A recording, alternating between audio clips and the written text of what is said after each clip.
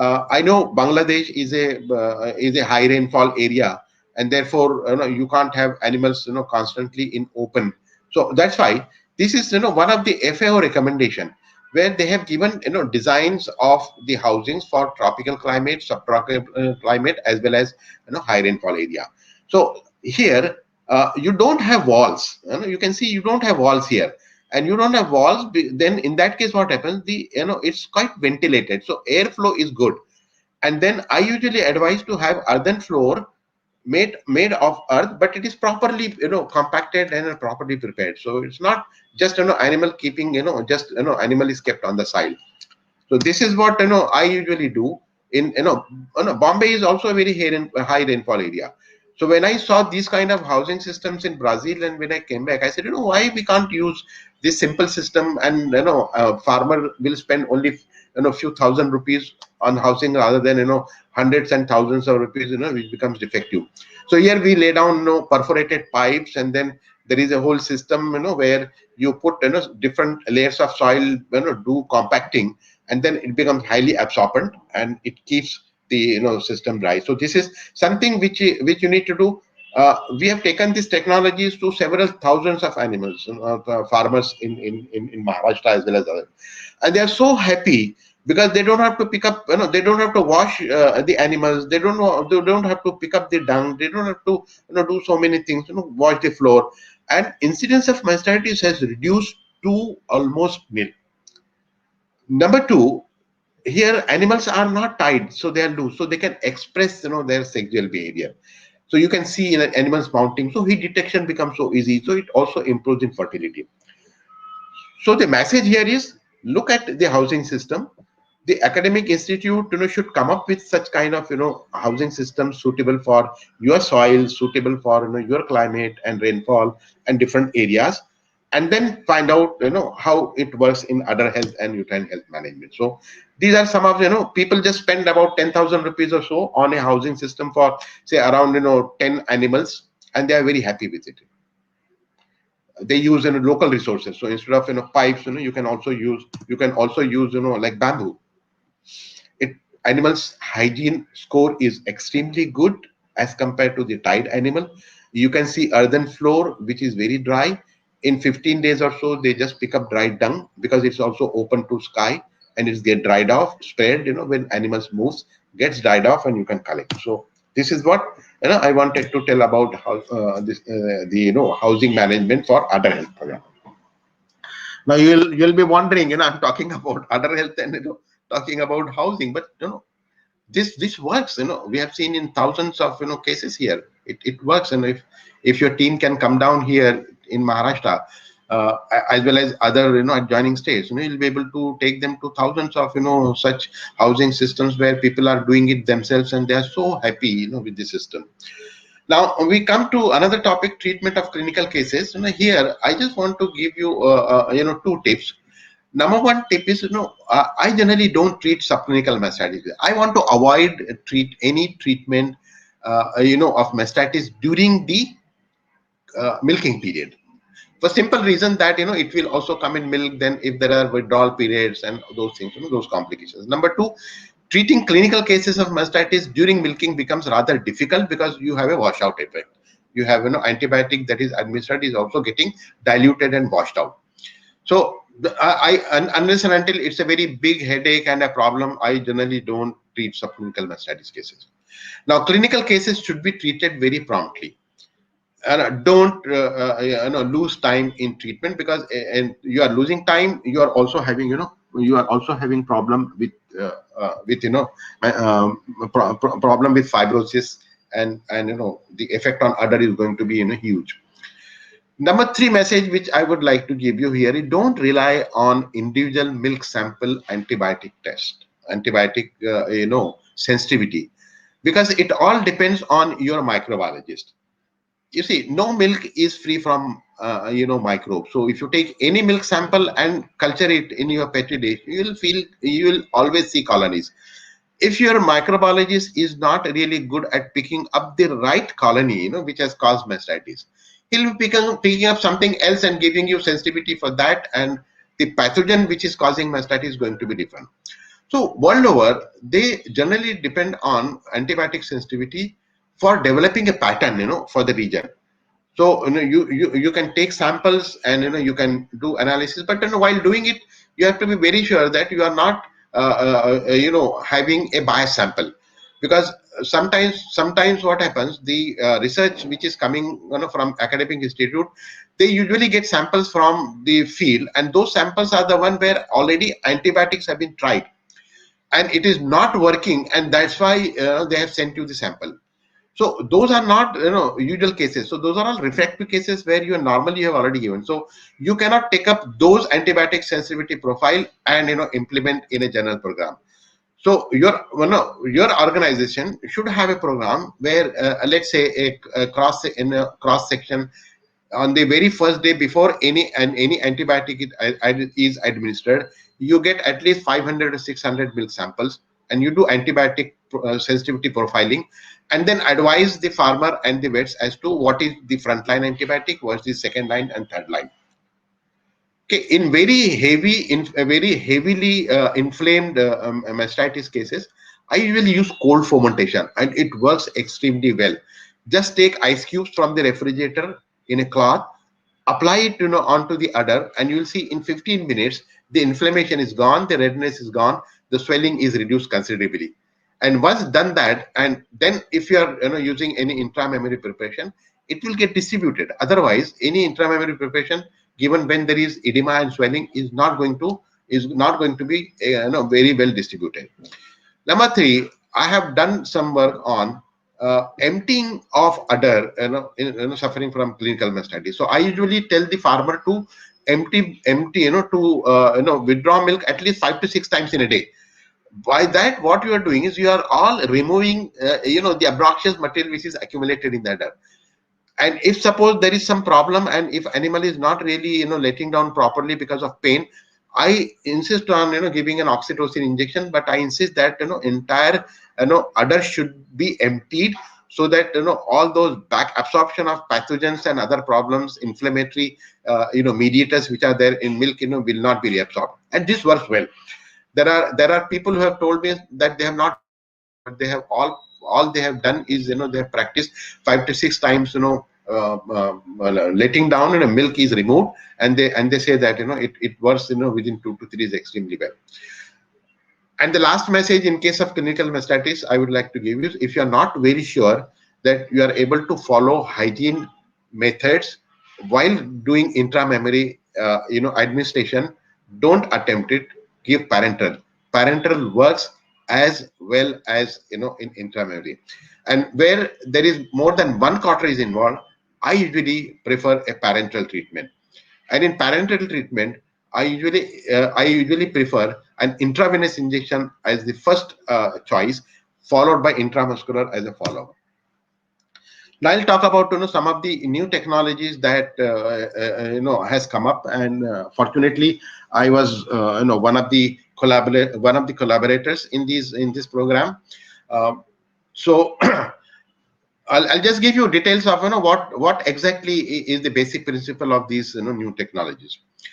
You see, teeth sphincter is the first defense, which will avoid entry of pathogen, and it's very strict. And nature has provided this is in sphincter so that even if animal is sitting in hostile environment, bacteria are not getting an entry here. So this sphincter has to be very strong.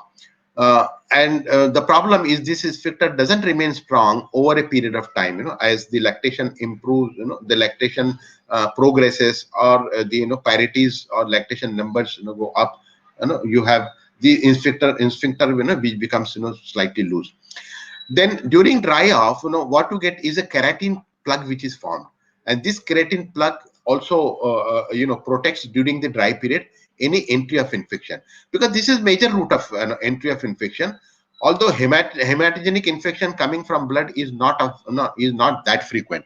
So this is something which we need to focus if we want to prevent cases of mastitis. Another problem is after milking for at least half an hour, it is known that sphincter becomes relaxed. And when animal goes and sit in in unhygienic environment, that is the time when the bacteria will enter. So these are the routes, through which pathogens will be entering.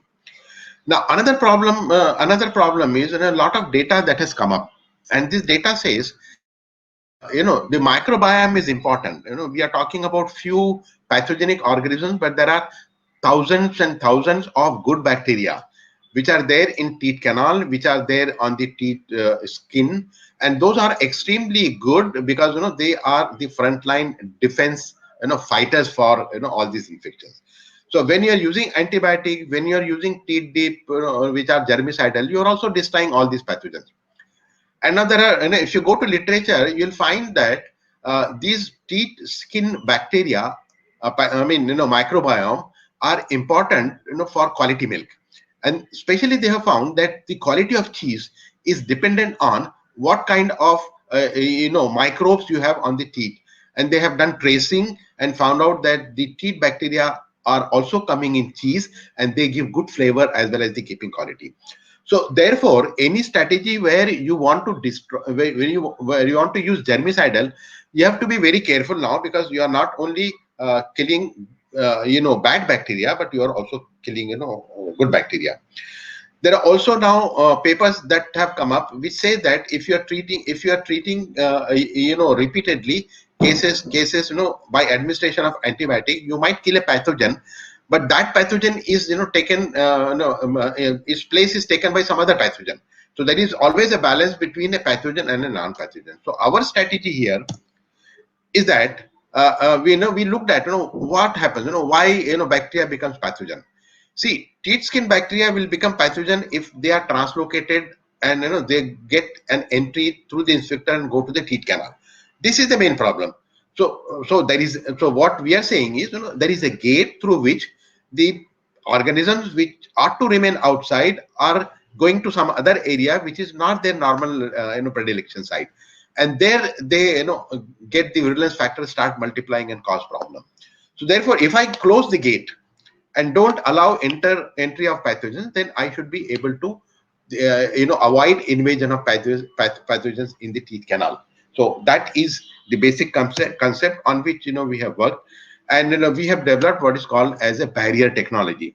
Now this barrier technology is basically a combination of polymers, and these polymers would get polymerized because of what is called as a sol gel technology. They are solution before application, but once it is applied to the skin, because of the temperature differences, it becomes gel, and that gel is formed in such a way that its pore size is less than 0.22 micron.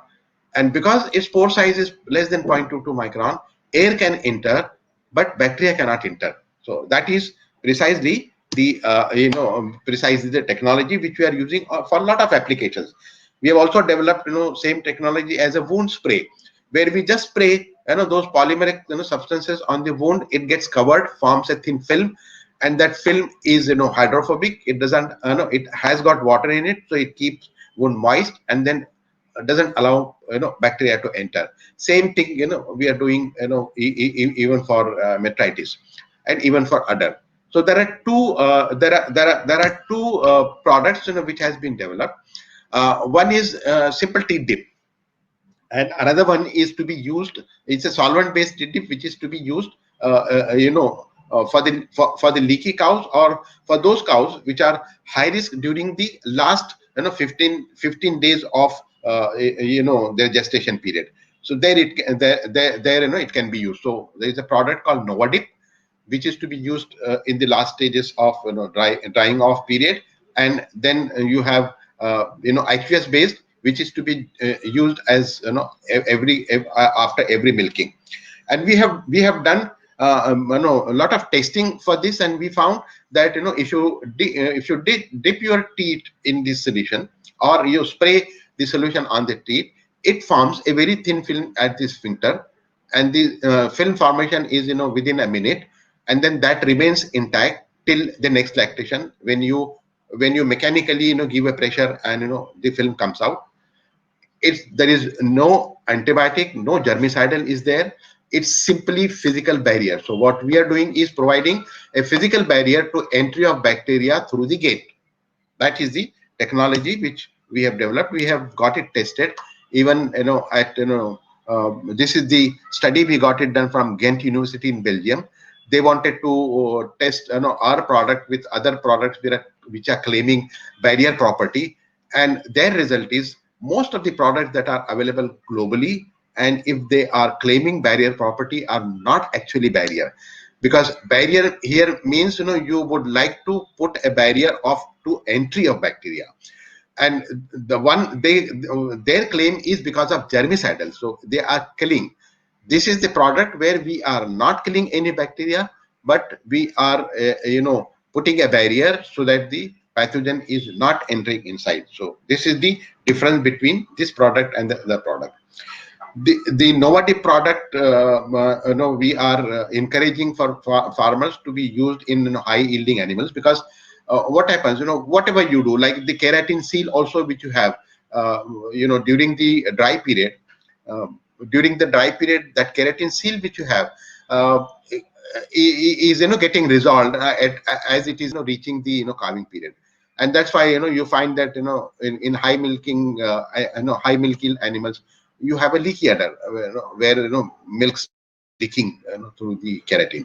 So during that period, what you say is at least twice every week you dip your teeth in this Nova dip, and then it forms a film which remains intact for 4 to 5 days, and then again you redip, and then after carving, then there is no issue. You can start using another product called Barry Dip, which is a aqueous based product.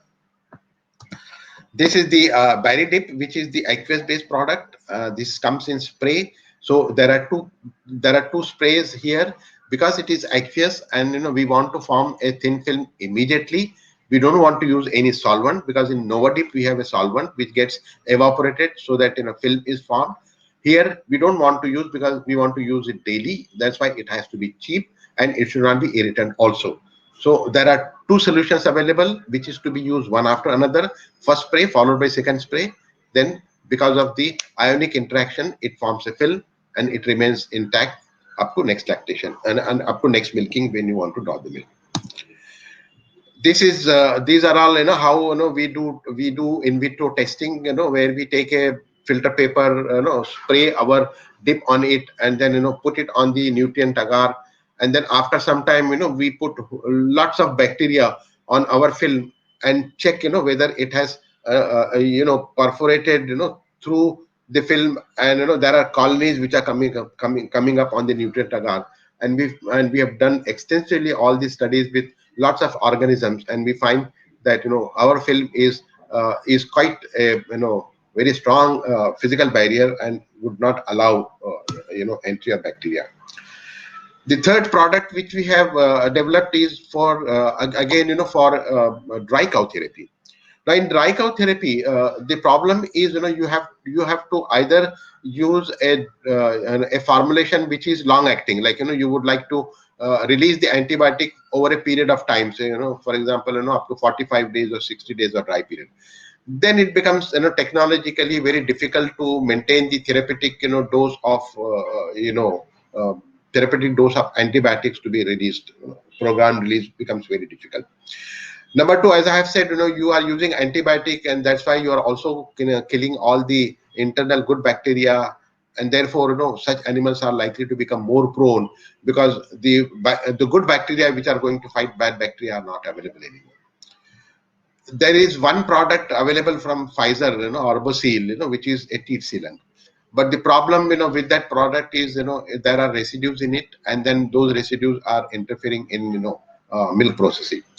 Ours is a very simple technology where we form a plug, and that plug is again of a size where bacteria cannot end. So it gives an extra support till the keratin plug is formed.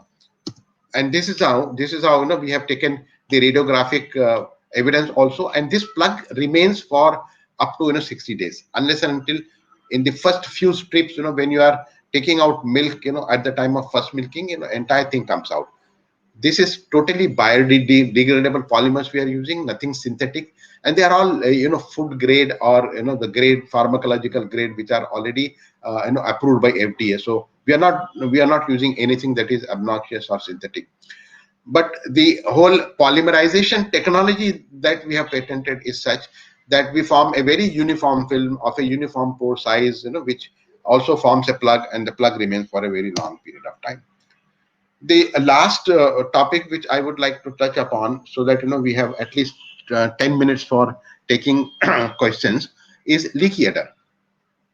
Now, this is the problem which, when I was in Bangladesh, quite a few farmers asked me, what should be done, where animal is yet to calve and there is already milk in the udder.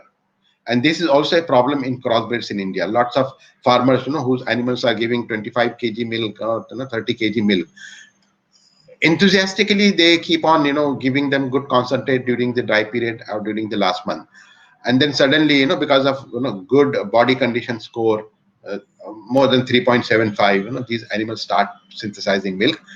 And then the milk pressure, the pressure, udder pressure is so much that the plug is gone, and then you find that milk is dropping, the colostrum dropping, and then you don't know, I mean, you have a problem before you what to do.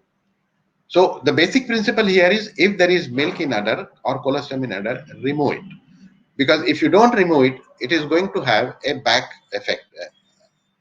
That is, there is will be a negative signal which will go, and that negative signal will go to prolactin, and prolactin secretion will be affected. So I usually advise farmers to milk the animal if needed. Again, if it is there, you also need. If it is colostrum, if the consistency is like colostrum, then I ask the farmer to preserve it in the fridge, so that once there is parturition, when the calves comes out, then you have got colostrum to feed the animal. Then, if there are two kinds of decisions here you have to take, and it all depends on how many days the cow has to calve. Usually, if it is 21 days to 51 days to calve, I prefer terminating the. I won't call it termination of the pregnancy. I would call it early calving. And early calving you would be able to do by administering, dexamethasone or such glucocorticoids, 40 to 60 milligram intramuscular once is enough, and 48 to 72 hours, the animal will go for normal calving.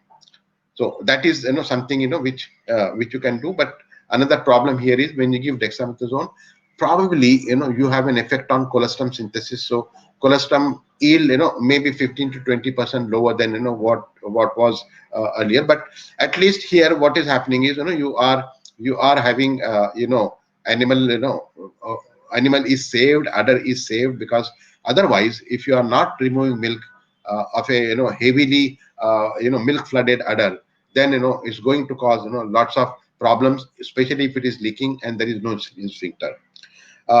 During the dry period, if the dry period is still there, and you have still months for calving, then in that case I would ask the farmer to stop feeding any concentrate, give less of energy, so that milk synthesis is not there.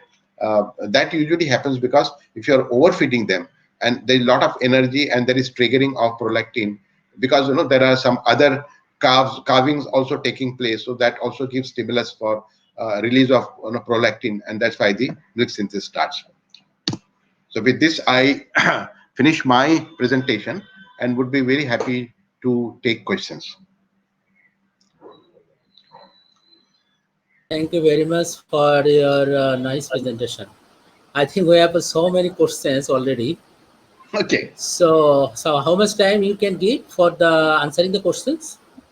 I have no issue. I mean, Oh, okay, sir. it all depends on how much time you have. No, I just wanted to know, you have to leave earlier, then we have to stop it here. No, no, no. But I think there are many. I'm free, for another 1 hour or so. Okay, sir. Thank you, sir, very much. Thank you very much. So first, I think there are several questions have been asked, and so I think I have some questions. I will start from here, and by Okay. this time, other people they will think about it. So, sir, you are talking in your presentation. You are talking about the somatic cell count. Yeah. So, what is the extent of somatic cell count here is in using somatic cell count in India? How much popular it is in India? You see, somatic cell count is not popular in India, and generally farmers will not go for somatic cell count simply because Yes. unless and until you have a very simple system of doing somatic cell count on the animal side or at the milk collection center is going to be very difficult. So somatic cell count actually has to be done by the attending vet or Okay, the sir. para-vet as a part of herd health management. Okay. And what I usually advise is that whenever farmer is saying that there are clots in milk, or number two, even if there is one case of clinical mastitis, then all other lactating animals of that farmer should go through somatic cell count. So then you understand whether it is only one case which is clinical, and there are also 2 3 cases which are subclinical, so you can attend to it. Okay, sir. Thank Now you, the sir. level of somatic cell count will depend on organization, like US. They should come out, of a cutoff level for countries, because even in USA and Canada, they have mastitis council, which will come up with a cutoff level every 3 years or 5 years, and depending upon what is the current status of a large population of the cows, that is decided. Don't want to decide a very strict criteria, and you classify all the animals as subclinical. So probably you start with very high somatic cell count, and you keep on restricting it over the period of time, when you have good other health program implemented. Okay, sir. Thank you. Thank you very much, sir. And now my next question is that I think the somatic cell count is practically somehow in India.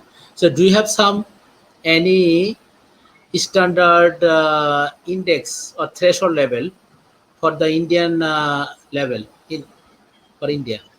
Not yet. Unfortunately, unfortunately, no. Not yet. And even I don't find